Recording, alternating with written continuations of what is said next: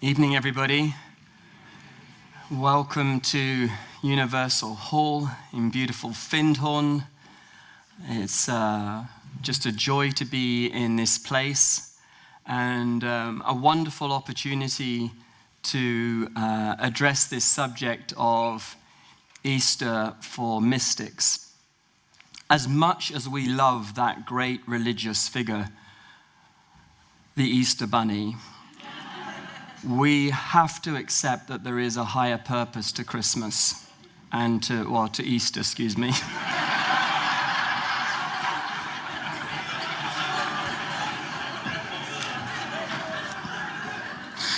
I got to tell you, I have eaten a lot of chocolate today. Really, a lot of chocolate.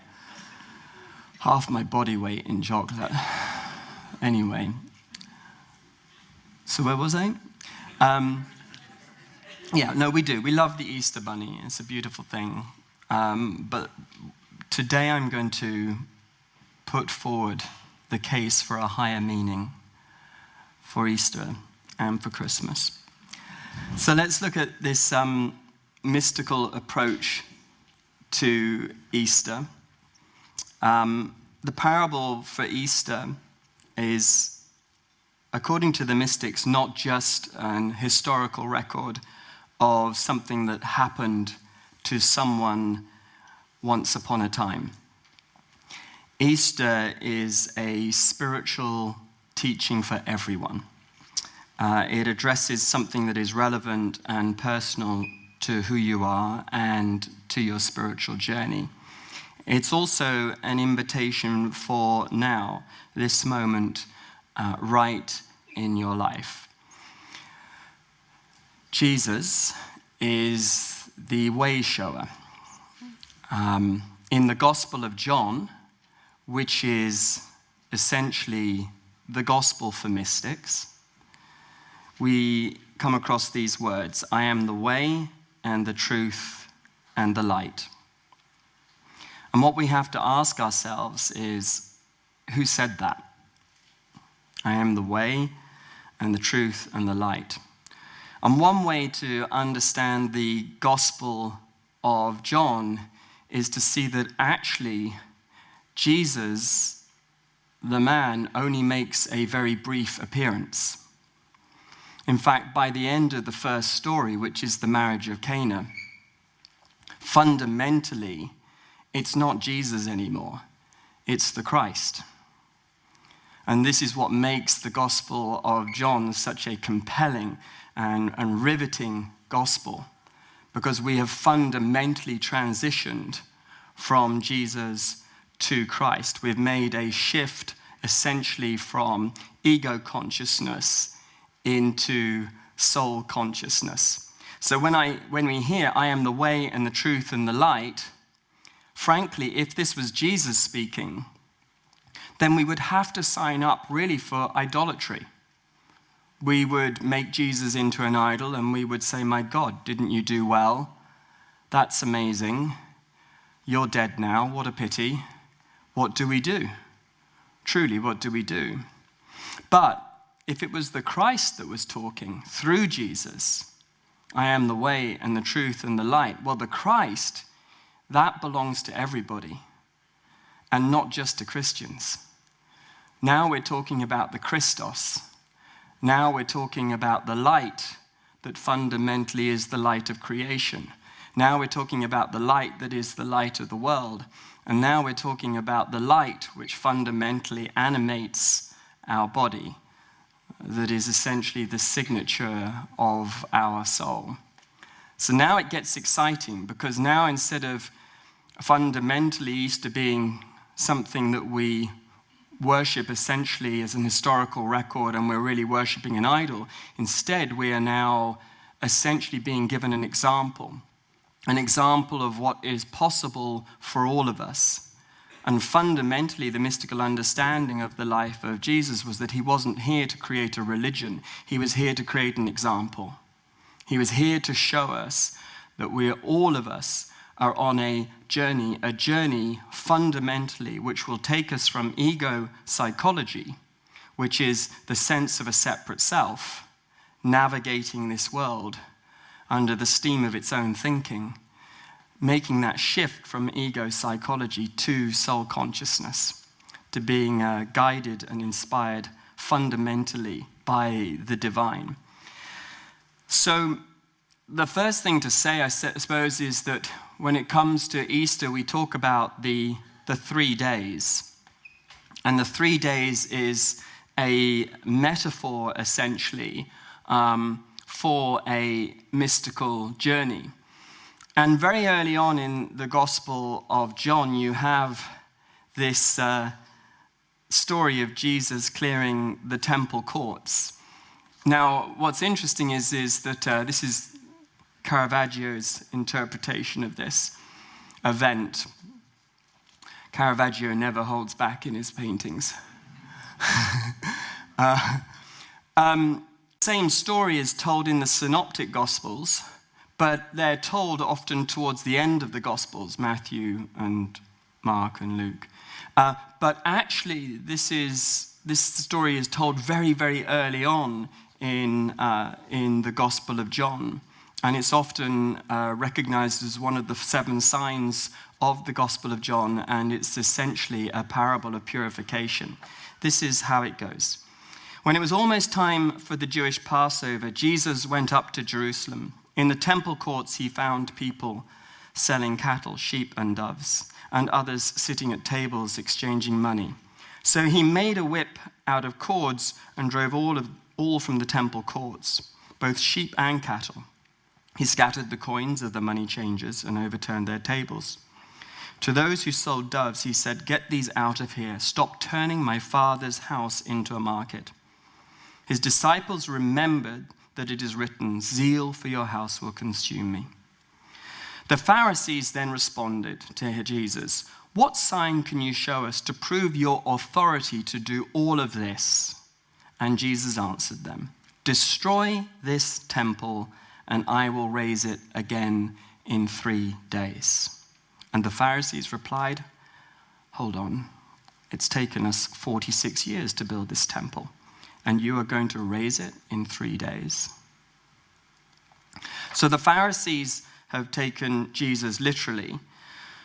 But of course, those 3 days to raise a temple, the temple that now Jesus is referring to, according to a mystical interpretation, is actually to a relationship with our own soul and a relationship with the divine.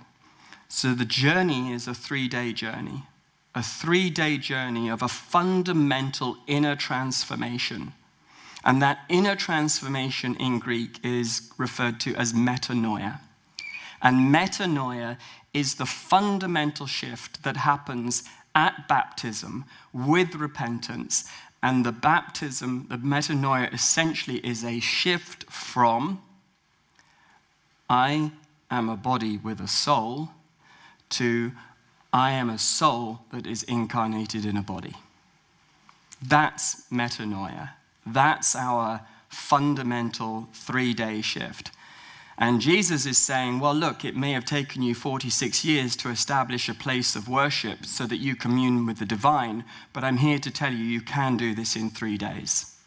And once you make the fundamental shift from being a physical being that has spiritual interests and spiritual accessories, like a soul, to being a spiritual being who's having a physical experience, then you can have an experience of a different type of temple. And this temple now is a communion, a relationship with the divine, which you can take with you wherever you go.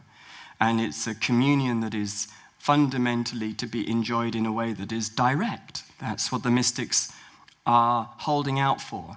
They believe that fundamentally we don't need an intermediary between us and the divine. It's always helpful to have teachers, to have people along the way that can support us in having the confidence, perhaps, to know we can talk to the divine, that we can be guided by the divine, that we are loved by the divine. But fundamentally, that communion is established already, and it's for us to actually know that we can claim that directly.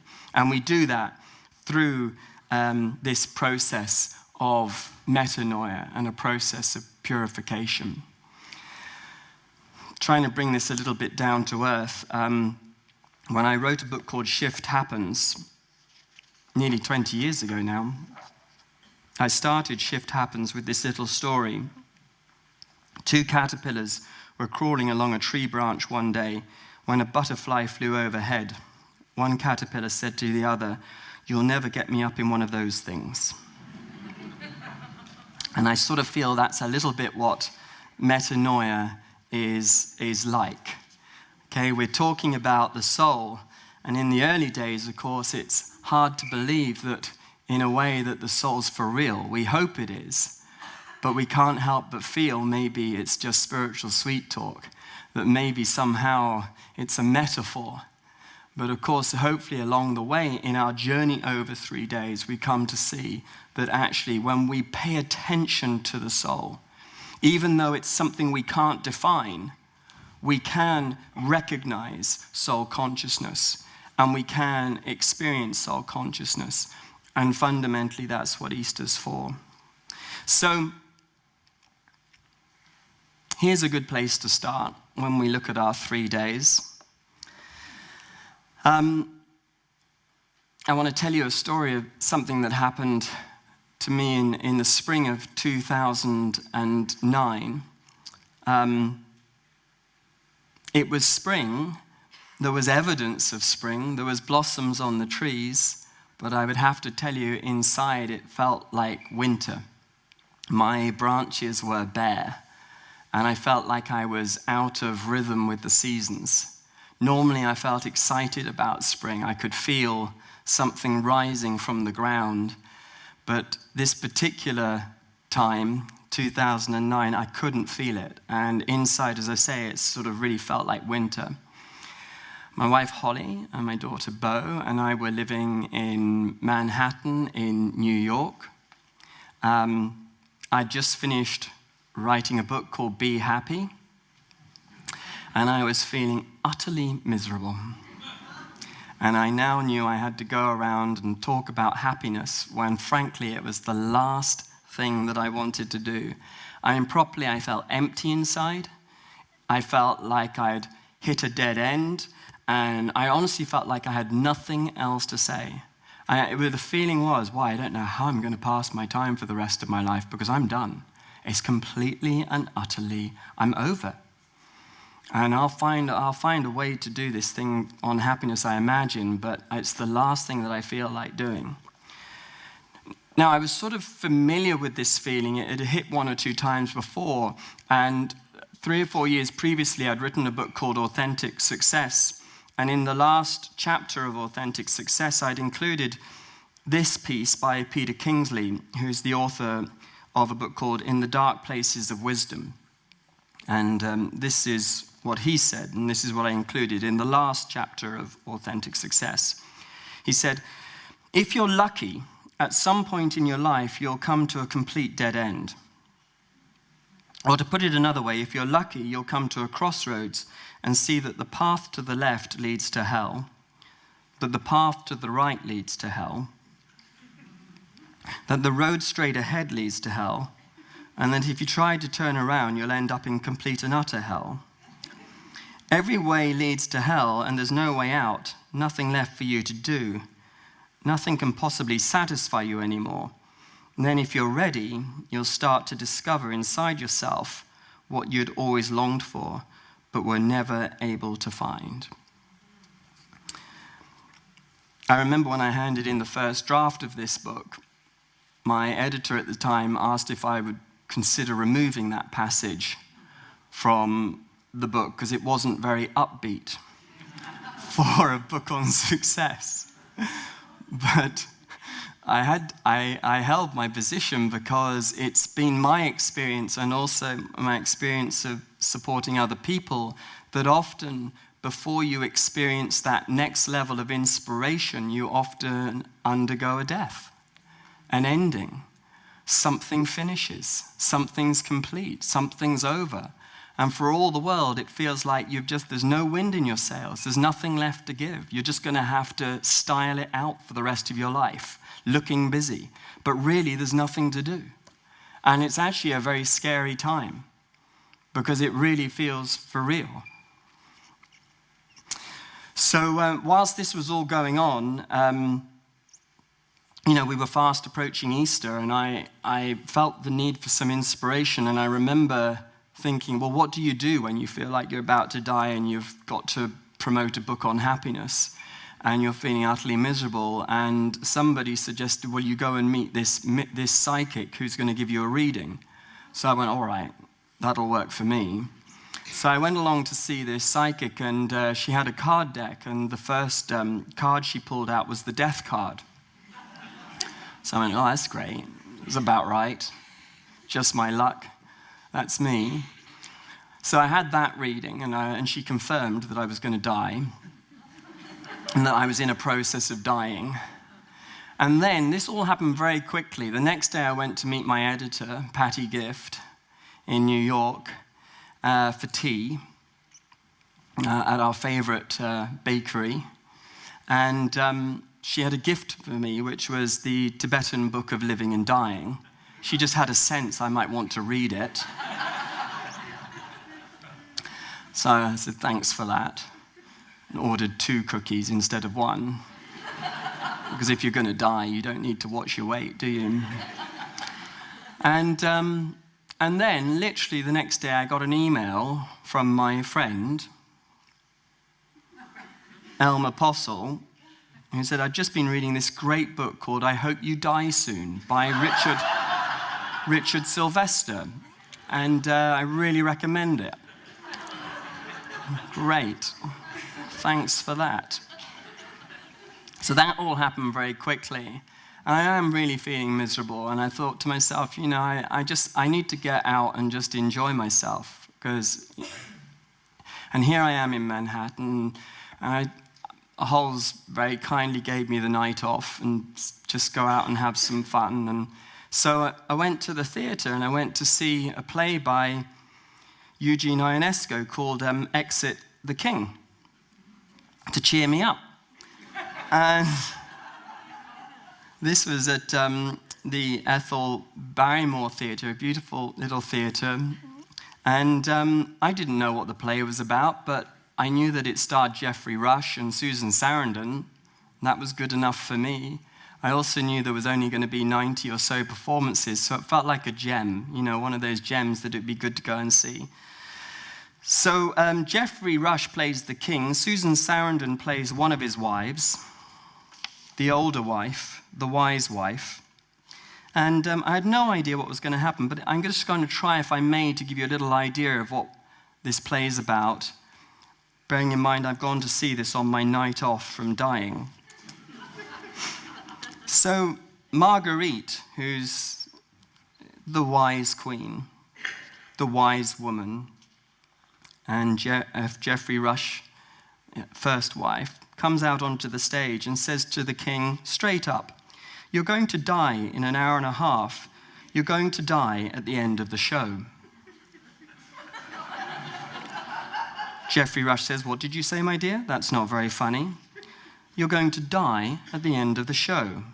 Oh, God, says Marie, who is the other wife, the younger wife, who's going to work very hard to keep the king alive, by the way. And the doctor confirms, yes, sire, you are going to die. You will not take your breakfast tomorrow morning, nor will you dine tonight. The chef has shut off the gas. He's handed in his apron. He's putting the tablecloths and napkins away in the cupboard forever. I confirm you will die in an hour and a half. That's sort of how the play begins. Just a little further on, the doctor confirms, Your Majesty, several decades ago, or even 3 days ago, there's our mythical 3 days, your empire was flourishing. In 3 days, you lost all the wars you've won, and those you lost, you've lost again. It truly is time for you to die. The king, being the king, isn't very impressed about this, and he sets about objecting to the fact that he's about to die. So a little later on, Marguerite, Susan Sarandon, says, "In 1 hour and 25 minutes, you're now going to die." The doctor says, "Yes, sire, 1 hour, 24 minutes and 50 seconds, to be precise. You should prepare yourself." And on it goes. And in real time, what we're watching is a king in his kingdom dying. And it's riveting, absolutely riveting. He is being prepared for death. The young wife is doing his best to keep the king alive, youthful, forever.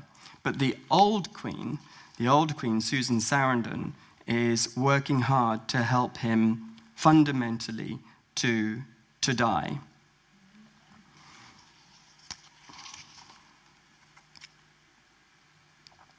A little later on, the doctor says, after the king has been objecting a bit more, "All you have now is 1 hour, sire.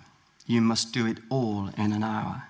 And the king says, "I'm like a schoolboy who hasn't done his homework and sits for an exam without swatting up the papers." He recognizes he's completely unprepared for his death. At one point, though, as the surrender begins to happen, he says, "Help me, you countless thousands who died before me. Tell me how you managed to accept death and die. And then teach me. Let your example be a consolation to me. Let me lean on you like crutches, like a brother's arms. Help me to cross the threshold that you have crossed." It becomes a very, very moving play as the king recognizes that he must transition. Marguerite, Susan Sarandon, points out a little later, we've got 32 minutes and 30 seconds left. And the king begins to lose his senses as he enters into fundamentally the autumn of his life. And Marguerite points out to Geoffrey Rush, this you that is dying is not the real you. It's an odd collection of bits and pieces, horrid things that live on you like parasites. It's time for the dreamer to come out of the dream. And right at the end, Marguerite, who is fundamentally midwifing this death and rebirth, is saying, there you are, you see. Now you've lost the power of speech, and there's no need for your heart to beat. No. Now there's no need for you to breathe. You see, it was a lot of fuss about nothing, wasn't it? Because now you can take your place. Now you can take your place. So anyway, that was my exciting night out, whilst I was feeling like, there was nothing left for me to live for or to do. And I was treated to one of the most compelling nights of theatre I've ever seen. And it was just this extraordinary meditation, really, on how the king has to die. How the ego, which is the king of the physical world, eventually must be willing to surrender, essentially, to the soul if we are to live on and if we are to grow. This is from A Course in Miracles. And in A Course in Miracles, which is also, I think, really, it operates in the stream of mystical Christianity, it makes this distinction between the frame and the picture. Who hangs an empty frame upon a wall and stands before it, deep in reverence, as if a masterpiece was there to see? Yet if you see your brother as a body, it is but this you do. The masterpiece that God has set within this frame is all there is to see. The body holds it for a while without obscuring it in any way. Yet what God has created needs no frame, for what he has created, he supports and frames within himself. His masterpiece he offers you to see. And would you rather see the frame instead of this and see the picture? Not at all. The Easter time is a chance for us to be willing to relax and wear the body more loosely. Really, one of the invitations of mysticism is to ask the question, who am I without my body? What is it like to be me when I'm not in my body? We are having a physical experience, but we mustn't confuse the mode of transportation with our identity. Goodness knows it's easy enough to do. After all, we give the body a name, we recognize it as ourselves, and very quickly it becomes us rather than the costume we're wearing. But at Easter, we're asked to relax and to, as I say, to hold the body as a garment and to move in closer to an awareness of our true soul nature. And to do that, we have to be somehow willing to let go of some of our physical concerns. And so that's why Easter is a wonderful opportunity to think about what it is we could be letting go of right now. That's one of the central meditations of Easter. It's a meditation that begins at Lent, actually. A meditation to let go of something. It's a meditation that encourages us to sacrifice the unreal, to let go of what's not real, so that we can step more into what is real. And maybe the sacrifice will be about giving up a fear, giving up a belief, giving up a certain way that we judge ourselves and condemn ourselves, giving up something that we still accuse ourselves of, perhaps. Maybe it's giving up a way we relate to the world. Maybe it's about giving up a grievance, giving up a wound. Maybe it's about giving up the way we've been working up until now and being open and receptive to a whole new way of doing things. But the idea is to relax and to empty ourselves of all of our efforts to be spiritual, to be happy, to be abundant, and to be successful. This process is called kenosis, and kenosis is this sense of emptying. Henry David Thoreau said, "The soul knows itself through subtraction, not addition." The soul doesn't need to add anything to itself. The soul knows itself when we subtract, when we take things away, and when we come back, if you like, to the essence of who we are. This reminds me really of the first beatitude. Blessed are the poor in spirit, for theirs is the kingdom of heaven. The kingdom of heaven is the divine mind. Blessed are the poor in spirit. That's you and I stepping into the divine mind, poor in spirit.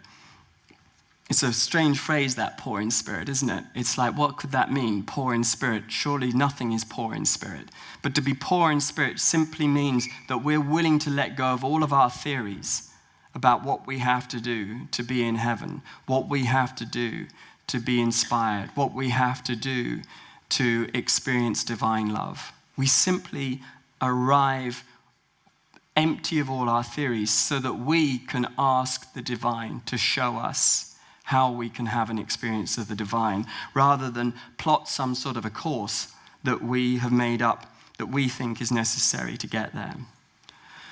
So the first step is to be willing to die somehow, to be able to let go and to be able to release somehow our body identification. And if we can do that, then we're with a chance for this next bit, which is the time to be born. In A Course in Miracles, we're told that the Holy Week is a celebration of life, ultimately, and not a celebration of death. So in the Gospel of John, the mystical gospel, we then have this story, which is the story of Nicodemus. And Nicodemus appears 3 times in the Gospel of John. Right at the beginning, a little later on, when he is essentially trying to defend Jesus in the court of the Sanhedrin. And then also later on, he appears at the crucifixion as well, when he supports Joseph of Arathema and embalming the body of Jesus. This is how this story goes. Nicodemus. Now there was a Pharisee, a man named Nicodemus, who was a member of the Jewish ruling council. He came to Jesus at night and said, "Rabbi, we know that you are a teacher who has come from God, for no one could perform the signs that you are doing if God were not with him." And Jesus replied, "Very truly I tell you, no one can see the kingdom of God unless they are born again." Nicodemus asks, "Well, how can someone be born when they are old? Surely they cannot enter a second time into their mother's womb to be born." So once again, like the Pharisees in the temple, they're taking this literally. And Jesus answers, "Very truly I tell you, no one can enter the kingdom of God unless they are born of water and the Spirit. Flesh gives birth to flesh, but the Spirit gives birth to spirit. You should not be surprised at my saying, you must first be born again. The wind blows wherever it pleases. You hear its sound, but you cannot tell where it comes from or where it is going. So it is with everyone born of the Spirit." So from a mystical point of view, Nicodemus, well, he's a Pharisee. And as a Pharisee, he understands the letter of the law very well. He's taken the time to read the books. He will be familiar with the Pentateuch. He'll be familiar with the 5 big books that form the beginning of the Old Testament. He essentially will have learned the 10 Commandments by heart. You know, he's living those teachings in this way, where he is a literate man who understands the letter of the law. And in mystical terms, this is called level of the stone.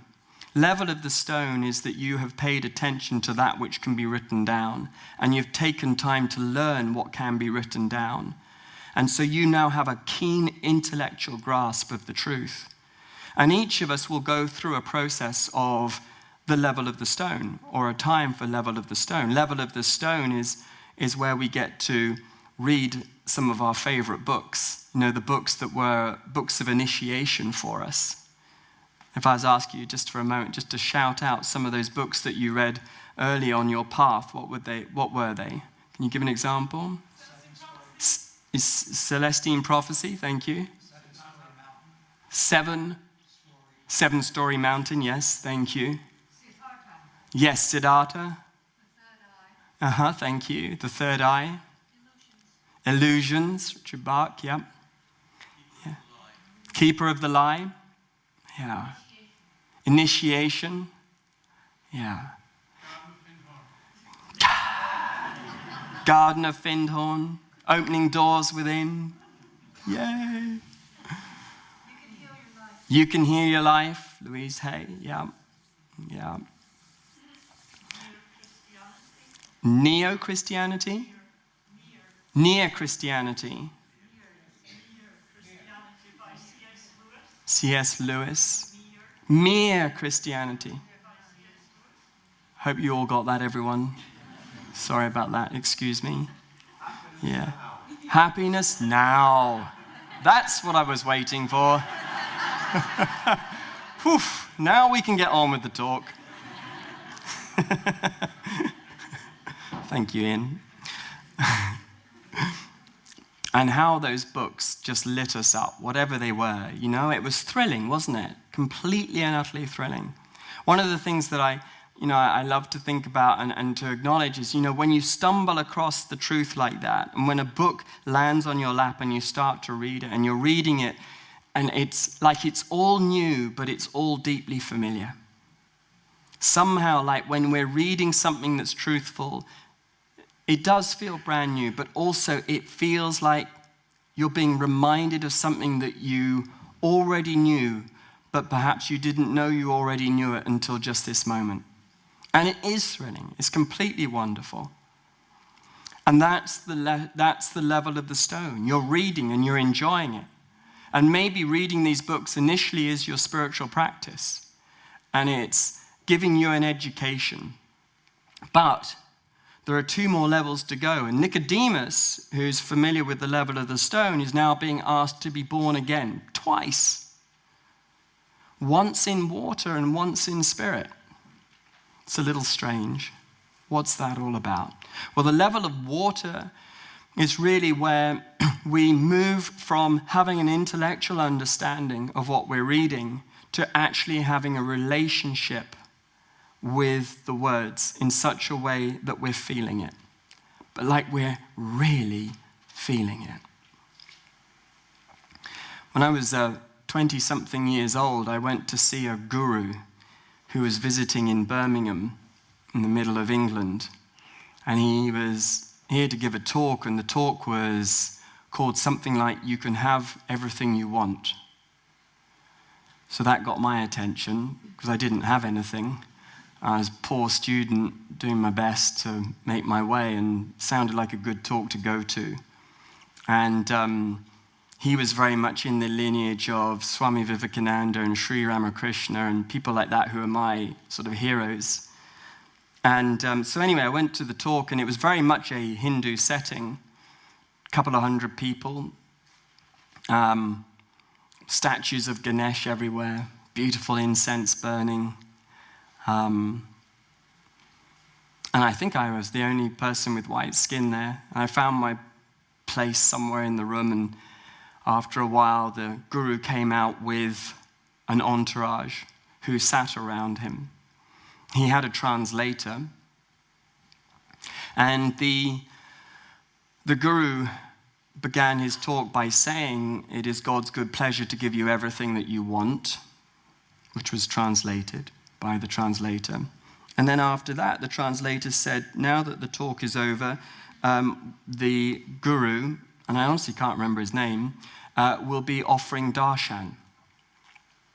So my first thought was, that was a pretty short talk. But after that, darshan. Now, I'd sort of heard about it. I wasn't expecting it. But darshan is where you essentially look into the eyes of the guru and you receive a wordless transmission.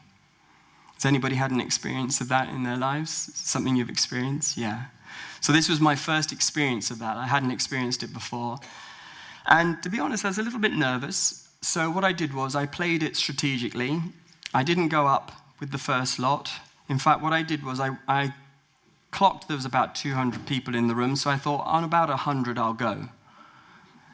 So about 100 people, had lined up, and essentially one by one, they sat in front of the guru, they looked in their eyes, they received the darshan, and then after that, they were given a prasad, a spiritual sweetie, which is always a big bonus in the Hindu tradition. You get given lots of lovely sweets. And that was it. So anyway, 100 people went up, and I noticed I was beginning to feel very, very nervous. So I remember waiting, actually, and thinking, no, I won't go after 100. I'll do about 110. 10 more people, I'll be fine. I'll be ready. I can do this. It's not a big deal, Robert. Nobody even knows you here. You'll be fine. So 110 people, then I'll just wait 120. 120 will be absolutely fine. Whatever the number got to, I was now beginning to get worried that I was going to be the last one, and I didn't want to be the last one. So I had to go. I reckon I was in at about 150 in the end, somewhere like that. And I took my place. My legs were wobbly. And this is absolutely ridiculous. I can't believe this is happening. It's not a big deal. I'm just looking into his eyes. It's not like it's romantic or anything. It's not like a relationship. I'm just looking into his eyes. I've been seeing how this works. It'll be nice, and I can have my spiritual sweetie, and then that's the end of it. Come on. So anyway, through this huge act of will, I get in front of the guru, and it's my moment, and I sit down, and I look at his eyes, and he looks back at me. And then, to my huge surprise, because he's not said anything to anybody at this point, he says, "Who are you?" And it's crazy, but I found it hard to speak. Literally, ba-boom, ba-boom, ba-boom. I just said, "Well, I'm Robert. How do you do?" I'm trying to be normal about the whole thing. Anyway, he chuckled in that way that I think gurus must practice. And then he looked me back in the eyes and he said, no, who are you?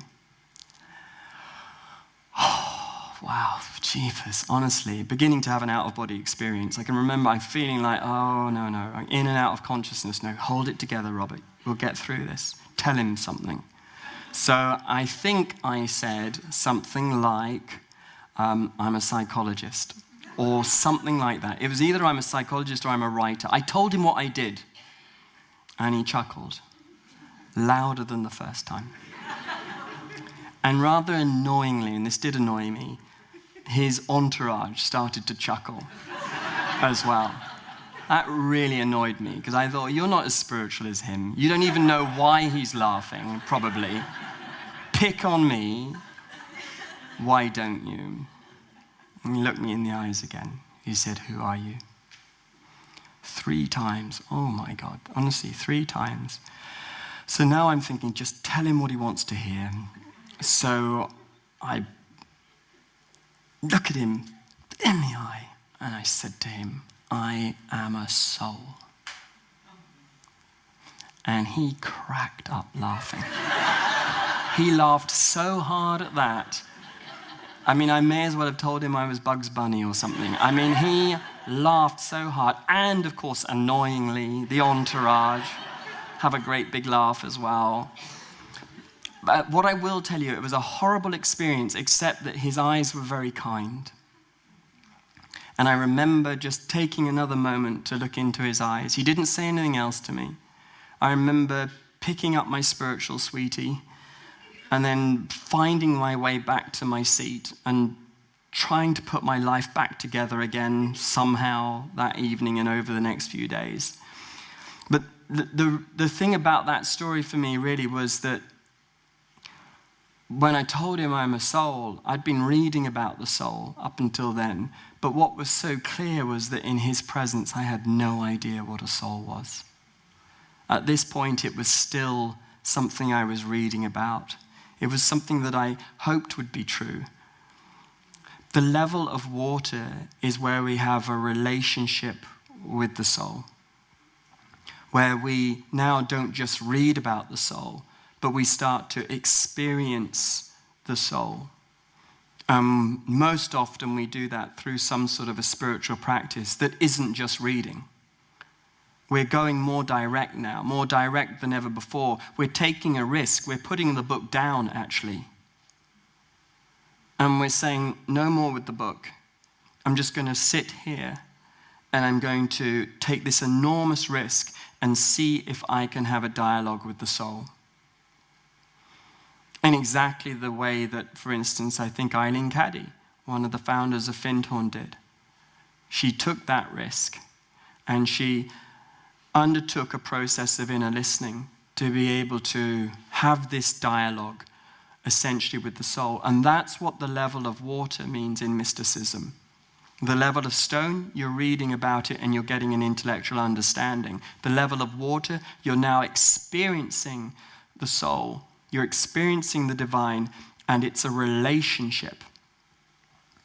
But then Jesus says to Nicodemus, you have to be born in water and you have to be born in spirit. So being born in spirit is the third part of the journey, and this is the part of the journey really where the dialogue fundamentally falls away. And there can be a time in our spiritual journey where we don't hear the words anymore. Not in the way that we used to. The guidance isn't coming to us in the way that it used to come. In the past, we could hear the words, we could hear the direction, we knew where to receive the direction from, and now for all the world it feels like it isn't here. And you could say at that moment, we feel forsaken. Why have you forsaken me? Why am I not hearing the guidance in the way that I used to hear it? But that's sort of because the guidance now isn't so much a dialogue. It's actually got closer to you than that. Almost, you could say, closer than words are needed. It's almost now the journey or the experience of the divine isn't a dialogue. It's daringly, it's more of a monologue. It's an understanding that the soul isn't on the end of a telephone line. The soul is who we are. We don't need to now speak to and listen to the soul as if it was something separate from us. It was actually always our true nature. It's just that we couldn't own it, not yet. We weren't confident enough yet. But the journey is a journey where we essentially move into not a relationship with the soul, but actually we move into the phase which is called the I am. I am a soul. And God's mind is my mind. And God's love is the love that I feel when I love everybody else. And to be born in spirit, therefore, is to fundamentally stand in the truth of the I am. Now that's radical, that's enormous, but that is what's on offer during Easter time. This metanoia, this shift from somebody in a body who's looking for an experience of the soul to actually someone who knows somehow that they are a spiritual being already having this physical experience. So we are asked to give birth to ourselves. And in A Course of Miracles, it says rebirth itself is merely the dawning of your mind on your mind of what is already in it. So this process of rebirth isn't something that we are giving birth to a new self. It's really to the self that existed already, the self that we forgot about when we fell asleep in the garden. So over the Easter period, one of the great meditations is essentially to explore what wants to be born in you. And I want to share with you, if I may, this poem, What Wants to Be Born in You, Beloved. And it's by my wife, Holly. And I think it fits perfectly here, and I think it fits perfectly for Findhorn too. I have become grateful for the moments when I remember to stop in order to listen to what the earth has to tell me. This morning, it was a flower who took me by surprise and shared her secrets with me. She told me of her journey, how it began in darkness, in the quiet, cool embrace of the quiet, generous earth. She told me how the light called to her, and how slowly but solidly she began to unfold towards the simple inevitability of her calling. She told me of the exquisite cracking open of all she knew herself to be. The opening that felt like death until she realized it was her birth. And then, with her open petals, she asked me in the way only a full-bloomed flower can ask, what wants to be born in you, beloved? What does the light want to call into being from the quiet, generous earth that waits patiently in the cave of your heart? What wants to be born in you, beloved? That's the invitation of Easter. And that birthing isn't something that I believe we essentially instigate. It's more we pay attention to it. It's something that's happening already, and it's an invitation that's on offer to us at this point. We recognize that Easter is a time to heal, and there is this fundamental choice that we have here that is addressed in A Course of Miracles with devastating clarity. And this is what the Course says about this. Each day, each hour and minute, even each second, you are deciding between the crucifixion and the resurrection, between the ego and the Holy Spirit. The ego is the choice for guilt, and the Holy Spirit is the choice for guiltlessness. The power of decision is all that is yours. What you can decide between is fixed because there are no alternatives except truth and illusion. And there is no overlap between them because they are opposites which cannot be reconciled and cannot both be true. So you are guilty or guiltless, bound or free, unhappy or happy. The Course says, you have probably reacted for years as if you were being crucified. This is a marked tendency of the separated ones who always refuse to consider what they have done to themselves. You have countless times nailed yourself to a cross and placed a crown of thorns upon your own head. Yet you cannot crucify God's Son, for the will of God cannot die. So, over the Easter period, we're also asked to take an inventory, essentially, and we look at where it is that we may be crucifying ourselves. And crucifixion can be subtle or absolutely obvious. You could say that in some ways we have become so accustomed to crucifying ourselves, we may even not recognize it anymore. Self-judgment, you could say, is a form of crucifixion. We're crucifying ourselves every time we judge ourselves. Well, we're incredibly accustomed to that. In fact, having moments when we're not judging ourselves that's a spiritual experience. That's a peak experience. That's extraordinary.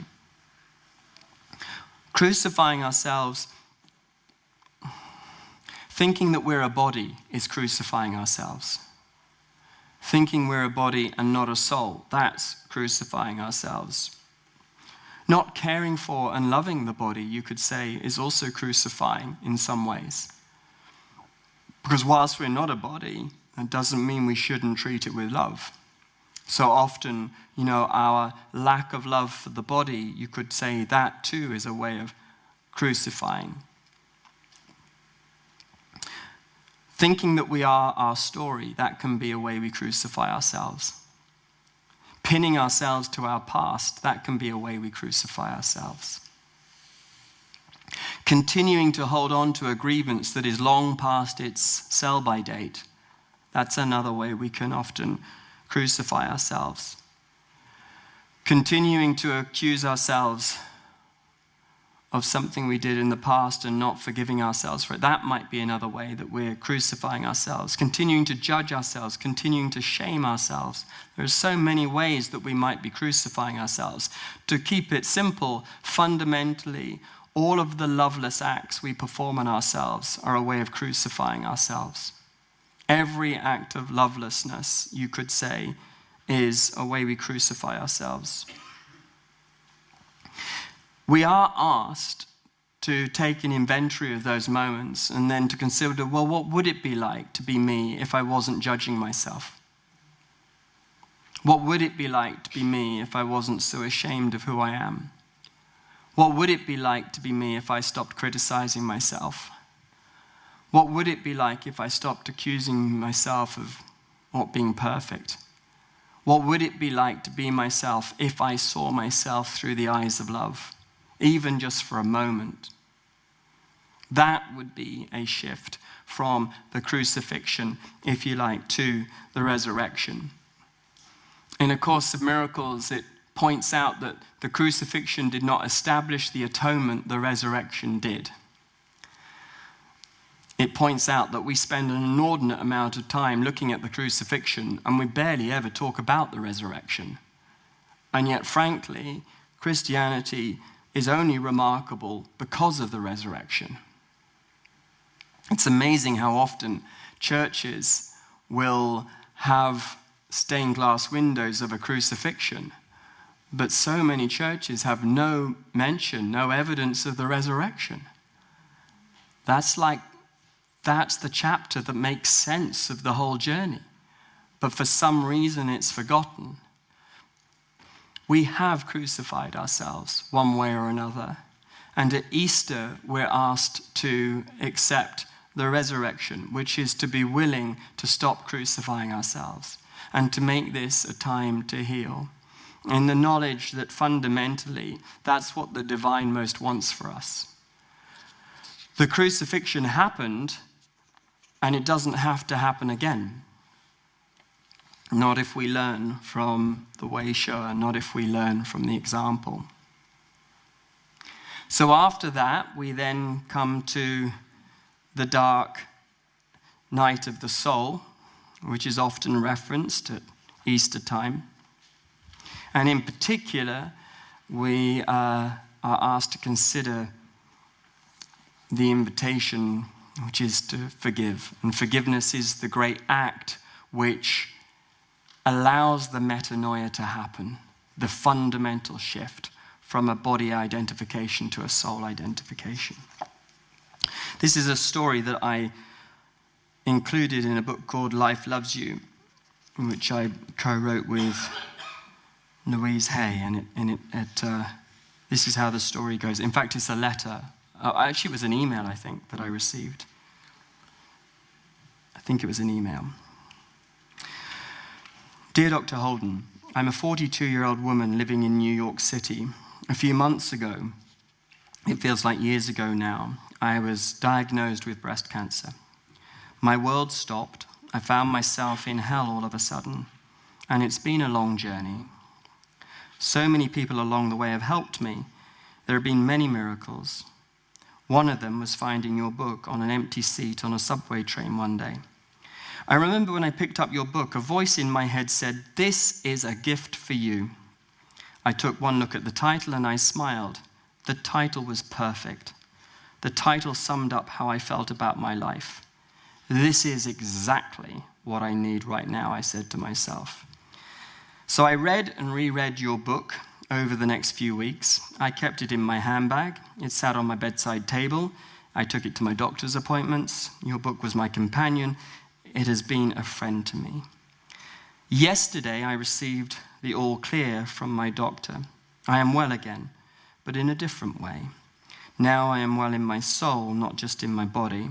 This whole experience has helped me to see everything differently. And I mean everything differently. Even the title of your book. You see, I thought I was reading a book called Shit Happens. The title was perfect. Every day, 10 times a day at least, I picked up Shit Happens and read another chapter. I even recommended Shit Happens to all my friends.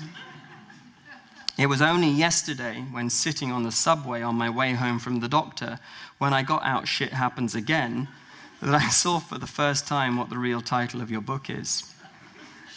She said, "I like this new title." The title is perfect.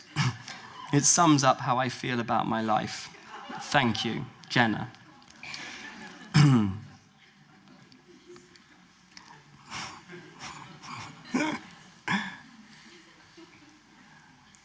I remember a few years ago, actually, sitting outside this room, this hall, getting ready for an opening keynote on forgiveness. It was actually, I think I called it the miracle of forgiveness. And it was a keynote to commence a 7-day event here on forgiveness. And I remember sitting out at the Blue Angel, the Phoenix Cafe, as it's known now, and just asking for some inspiration about forgiveness. Because I think a little bit like the soul, the soul is something we can experience and we can talk about, but to really define the soul, I'm not sure that's possible. And in a way, with forgiveness, I don't know about you, but I don't think I've really ever been able to define it properly or even understand it properly. But anyway, as I was sitting out there, it was the first time that I considered the idea that forgiveness is really an angel. And forgiveness is an angel that comes to us when we most need her. It happens, she comes the moment we are willing, just a little bit willing to forgive. I don't think we need to know how to forgive, but I think we have to invite the angel of forgiveness, if you like, into our life. And I have found that incredibly comforting, actually, over the years, to think of forgiveness as an angel. Because I have needed to forgive, and I've needed to forgive many times, and I've struggled with it. And I've never felt like I've been able to get it down exactly, like a technique, like something you can just do, like you learn a song or something. I've never been able to do that. But with the help of thinking of forgiveness as an angel, somehow that has helped. Because it sort of helps me to understand that when it comes to forgiveness, I don't actually need to know how to do this. What I need to do is provide the willingness. And then I ask the angel of forgiveness to enter into my mind, enter into my heart, enter into my life. And then I ask this angel, please help me to experience forgiveness here. I make way for forgiveness. I'm tired of holding a grievance here. I'm willing for a new beginning. What I've learned about forgiveness is that forgiveness seems to be a training in vision. It helps you to see everything differently. A little bit like what happened there to Jenna. And I think the biggest thing I could say about forgiveness that I feel I've learned is that what we commonly call the dark night of the soul isn't actually a dark night of the soul. It's really a dark night of the ego. I think this is incredibly important. It feels like the dark night of the soul because the pain runs through us so deeply, it just cracks us open. And on an ego level, I think we are cracked open. And we feel, to all intents and purposes, as if we are being torn apart. So we can't help but feeling like the essence of who we are is gone, done, finished. To say that the dark night of the soul is really a dark night of the ego isn't meant to belittle the pain that we're in. It's just to honor the pain in a different way. Forgiveness as a teaching is trying to show us that that which suffers isn't really us, not our essence anyway, not the soul. It's the self-image. And so when we're having a dark night of the soul, essentially really a dark night of the ego, it's helpful to see it as the ego that's in trouble, that's on its knees, essentially because our job is to fundamentally hand over our self-image while we're on our knees to our soul, to the divine. If the dark night of the soul was really a dark night of the soul, I think it would be impossible to forgive. Because we'd be being asked to forgive something that has absolutely tarnished, damaged, destroyed our true self. But the teaching of forgiveness ultimately is that forgiveness will always be possible because essentially forgiveness is the journey from a body identification to a soul identification. So it's painful, it's awful, it's terrible. Anyone who's had a dark night of the soul, a dark night of the ego, knows about how painful it is. But because it is a dark night of the ego, forgiveness is possible. And we invite our soul, if you like, into these moments. So when we're having a dark night of the ego, the first thing to remember is that this is not a dark night of the soul, it is a dark night of the ego. And just because you can't help yourself anymore doesn't mean there isn't any help available. It just means you can't help yourself, not on an ego level anymore, because you've tried everything you know. Also, just because the plan for your life isn't working, or just because the plan for your life is over, doesn't mean there isn't a plan for you still. It's just that it's not your plan anymore. Now it's a holy plan. It's a plan that's bigger than all of your plans.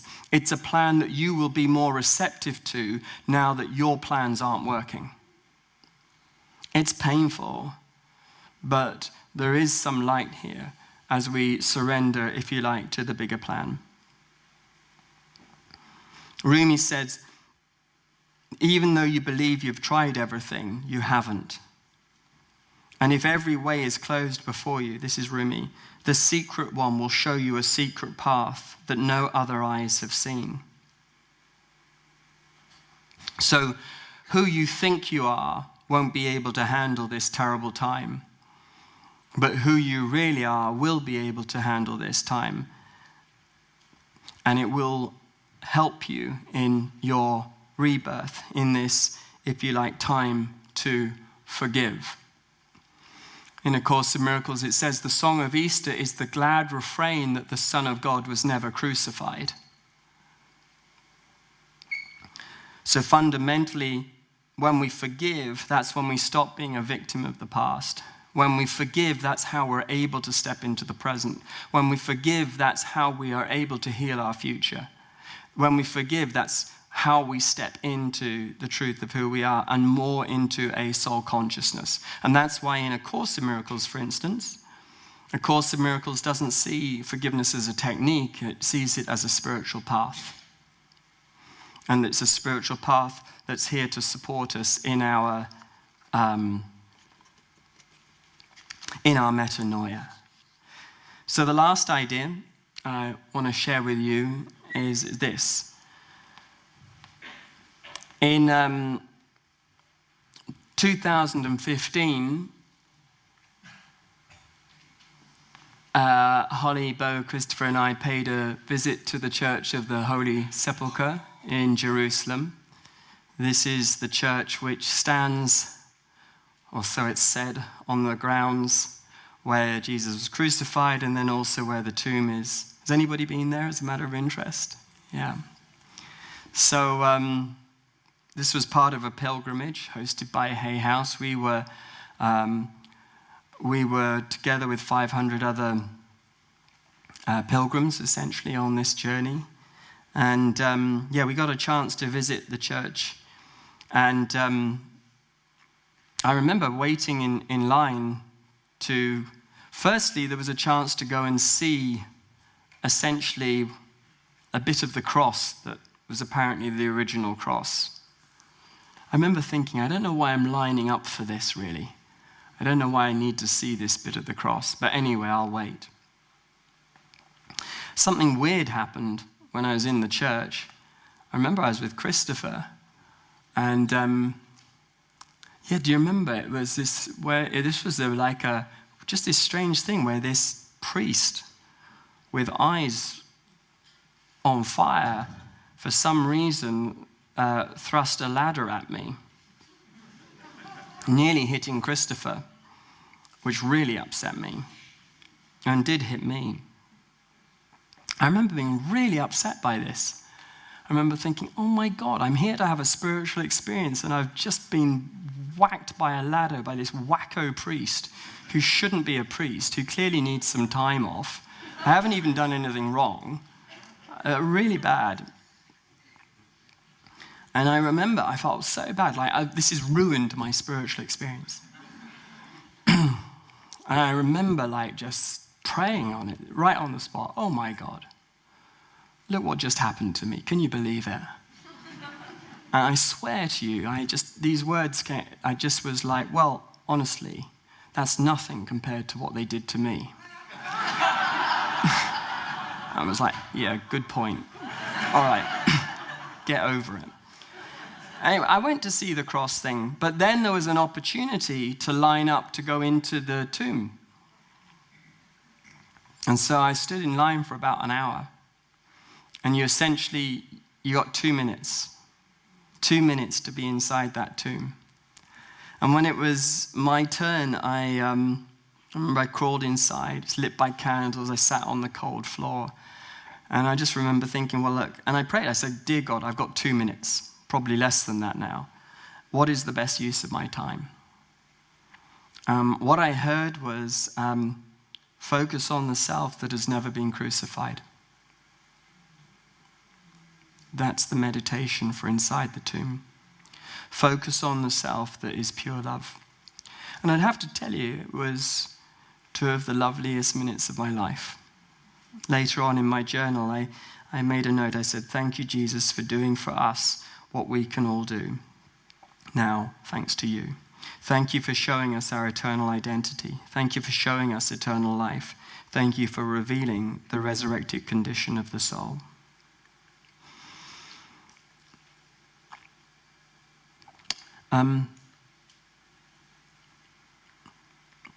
The message of the crucifixion, according to A Course in Miracles, is this. The message of the crucifixion is perfectly clear. Teach only love, for that is what you are. If you interpret the crucifixion in any other way, you're using it as a weapon for assault, rather than as the call for peace for which it was intended. It really makes sense, I suppose, doesn't it, that this particular spiritual season, this spiritual occasion, like any other great spiritual time in any other great spiritual tradition, would be really asking us to meditate once again on love. It makes sense, doesn't it? It always comes back to love in the end. And it seems that that would be one more great meditation at this time, for us to think about how we could somehow dedicate ourselves more fully to loving the world and to being the presence of love in the world. So in a moment I might just ask if you have any comments or any questions, but I thought what I might do is just, on this note, for now, just finish with a poem that I included at the end of a book I wrote called Lovability. And this is a poem called Disappearing into Love. And hopefully it makes a good Easter poem. When they ask you what is your religion, tell them that it is love. And if they ask you what are your politics, tell them that it is also love. If they ask you what that means, you can tell them that your philosophy is love. If they want to know anything else about you, tell them that your favorite occupation is loving. And don't forget to tell them that your nationality is love and that even your blood group is love. Not everyone will stick around to hear what you say next, but fear not. Family and friends may get busy so as to pretend to forget what you just said. It would drive them crazy now to know that their blood group is also love, that their nationality is love, and that the real work of their life is love. One day they will give in, and then their philosophy will be love. Their politics will be love, and their religion will be love. Love gets us all in the end. We, all of us, disappear back into love eventually. So, on that note, maybe we could just have a few moments. Where are we? Yeah, a few moments if anybody has any reflections, any comments you'd like to make. And do we have a microphone as well? Yeah, lovely. Oh, okay. Thanks. Did I see a hand go up? Yeah, thank you. Thanks. Thank you very much, John. Maybe you could say your name and everything like that. That'd be nice. My name is Mohammed. How do you do, Mohammed? Yeah. The only things when I hear about forgiveness, for me, gratitude really jumps in there. So I'm just wondering if you got anything that have a bridge or a connection between forgiveness and gratitude. For me, I cannot understand forgiveness, but I understand gratitude.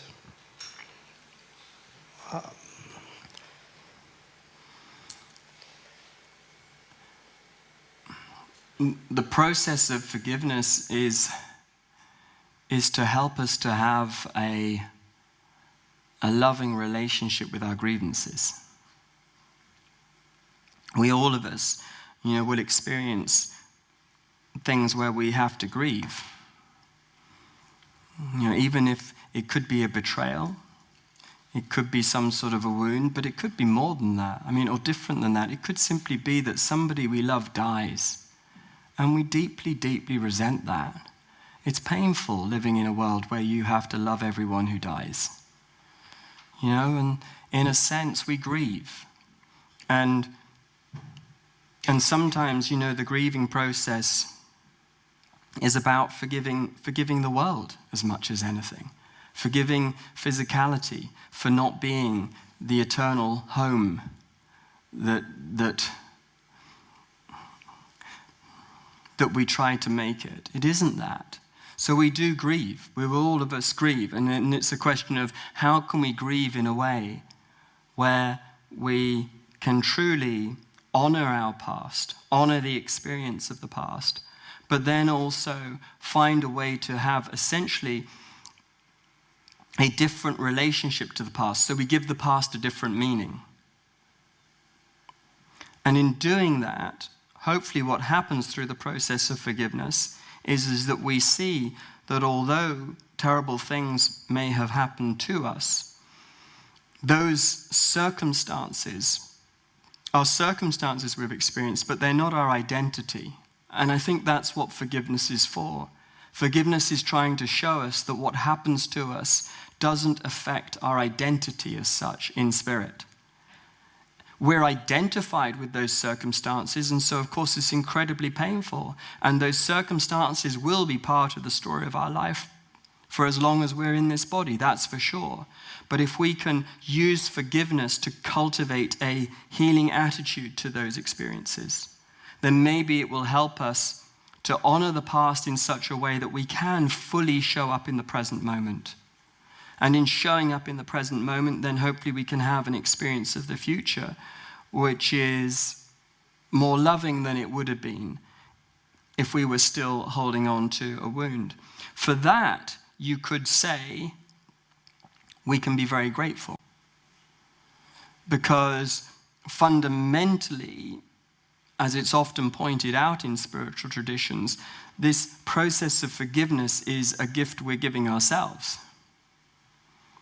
You know, we are fundamentally doing it to set ourselves free, to make sure that we aren't a prison to the past. We're not trying to deny that the past has happened or that those circumstances didn't happen. We're not trying to make them positive. Yeah, we're not trying to overlook them. We're actually meeting them full on. But we're asking forgiveness to help us to honor those experiences, and at the same time to see that they aren't our identity.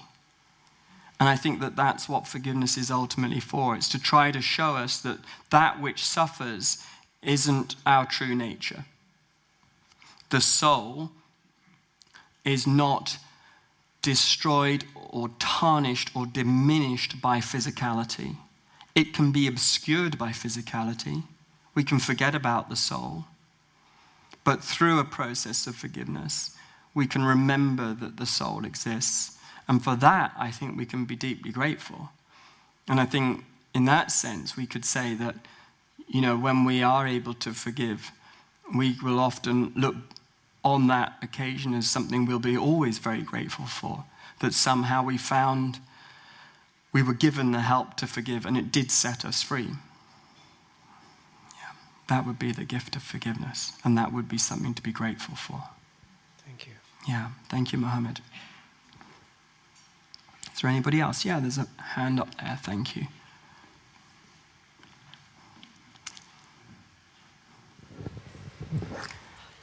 Hi. Hi, I'm Joni. Hi, Joni. Hi, I'm curious about how you emerged from your dark night of the soul experience, the one you described at the beginning of dying. Yeah. Do you want to say any more about that? I've had that experience a few times. I've had it often when I've finished writing a book, where I just feel emptied out and like there's just nothing left to give.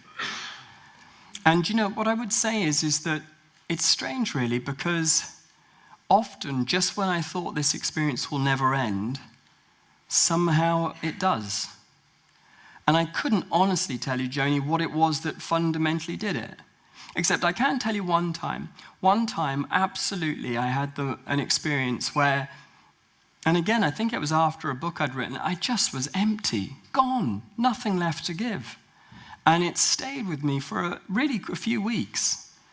And then I remember one evening, my friend Nick Williams was giving a book launch for a new book of his at Alternatives, St. James's Church in Piccadilly. And I just had the sense, go and celebrate his book. Go and celebrate his success. Go and celebrate what he's done. And even though I didn't feel like doing it, and even though I remember being tempted right up to the last minute not to do it, and just to stay in and watch Starsky and Hutch or something, I went, and I remember leaving at the end of that evening just feeling just fantastic that I'd gone, and suddenly like I could feel my ignition again. That was one time I can definitely tell you, Joni, that like something happened. And I think I just got over myself and I just got out of myself, and it happened in that moment. But the other times, I think it's a great question. I'm not really sure how it happens, but there is just somehow there's a sense of, like when we see the snowdrops and there's this sense that the spring's coming. I just would wake up and start to feel a little glimpse of, ooh, I remember this. I think it's called happiness. And then it would go away again. Oh, no, that wasn't happiness. It was just a burp. But then the daffodils with their golden trumpets, they come, and then it's become, and it would happen like that for me. Yeah. Thank you. I appreciate the question, because it's the mystery of it all, isn't it, really? We do these spiritual things, like with forgiveness. There are many times I'll have tried to forgive something and really felt like it didn't work. And like the angel of forgiveness didn't even show up for me. And then strangely enough, when I take my eye off it, then I suddenly feel like it's done. It's very intriguing. Yeah. Thank you very much. Yeah, thank you. Maybe another one? Oh, great. We've got a hand over here. And we've got, what are we doing? One here too? Great. We're on our way. Thank you, John.